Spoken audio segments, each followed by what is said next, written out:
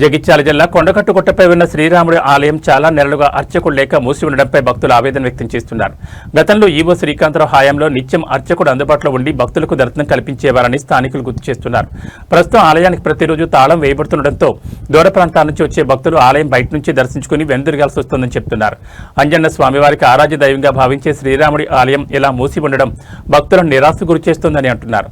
సంబంధిత అధికారులు స్పందించి ఆలయానికి శాశ్వత అర్చకుడు నియమించి నిత్య పూజలు భక్తులకు దర్శనం పునరుద్ధరించాలని భక్తులు కోరుతున్నారు.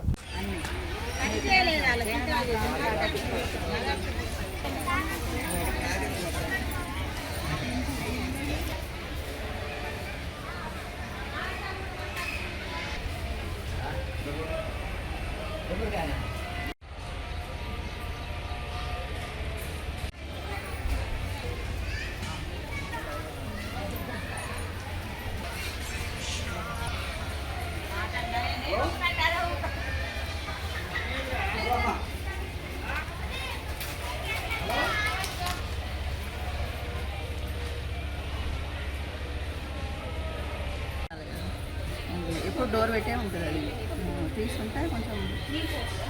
ఎక్కడ నుండి వచ్చిరమ్మా మీరు? మేము కర్ణా నుండి వచ్చాము. మీరు రాబట్టి బాగా రోజులే, ఎప్పుడు అట్లే ఉంటుంది, ఎప్పుడో ఒకసారి తీసుకుంటుంది. ఎప్పుడు వచ్చినా కూడా ఎప్పుడు వచ్చి కూడా నిర్వాహం ఇక్కడ గిరిప్రదక్షిణకు వస్తాయి, రష్ ఎప్పుడు రష్ వస్తూ ఉంటారు.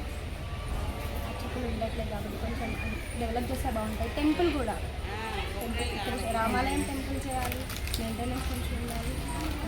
ఖచ్చితంగా 5-6 ఏర్పాటు చేయాల్సిన అవసరం అవుతుంది.